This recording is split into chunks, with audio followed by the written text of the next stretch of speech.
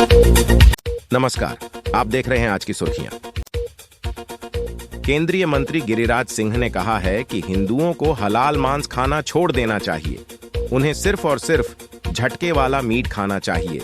BJP नेता ने अपने संसदीय क्षेत्र बेगूसराय में समर्थकों से कहा कि वे इस बात की प्रतिज्ञा लें कि वे अब से हलाल मांस खाकर अपना धर्म भ्रष्ट नहीं करेंगे।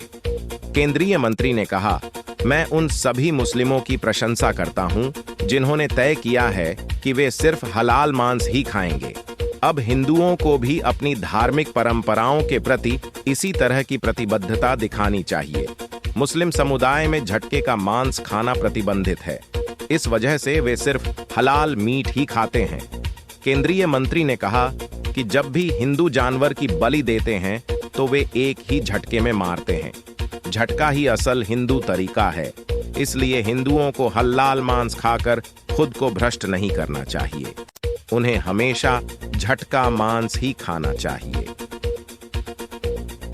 लोकसभा की सुरक्षा में हुई बड़ी चूक को लेकर संसद के दोनों सदनों में विपक्ष गृह मंत्री अमित शाह और प्रधानमंत्री नरेंद्र मोदी से जवाब देने की मांग कर रहा है। इस मांग के साथ बढ़ते हंगामे के बीच लोकसभा और राज्यसभा की कार्यवाही को दोपहर 2 बजे के लिए स्थगित कर दिया गया है। लोकसभा के स्पीकर ओम बिड़ला ने कहा कि ये दुखद है कि इस मामले पर राजनीति की जा रही है। हालांकि विपक्ष के नेताओं ने इसका जवाब देते हुए कहा है कि सरकार इस पर राजनीति कर रही है, क्योंकि पीएम और गृह मंत्री सदन के बाहर इस पर बयान दे रहे हैं, लेकिन सदन के अंदर इस पर बात करने को राजी नहीं है। लोक केरल प्रशासन ने लोगों से अपील की है कि वो राज्य में बढ़ रहे कोविड के केस को लेकर घबराएं नहीं। राज्य में कोविड-19 के JN.1 वेरिएंट के मामले बढ़ रहे हैं। चीन और अमेरिका में भी इस वेरिएंट का संक्रमण पाया गया है। केरल में अभी कोविड-19 के 324 एक्टिव केस हैं। शनिवार को संक्रमण से 4 लोगों की मौत हुई है। अधिकारियों का कहना है कि चूंकि राज्य में टेस्टिंग रेट ज्यादा है, इसलिए संक्रमण सामने आ रहा है।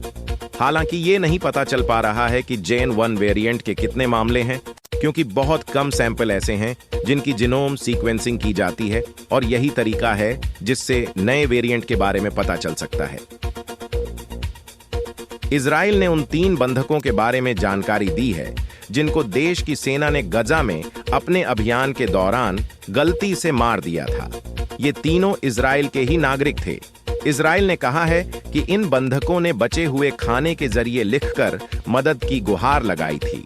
बंधकों ने खाने के सहारे दीवार पर मदद मांगने के संकेत यानी SOS लिखे थे। इजराइल डिफेंस फोर्सेस के मुताबिक ये बंधक जिस जगह पर मारे गए वहां से पास की एक इमारत में कुछ वक्त से रह रहे थे।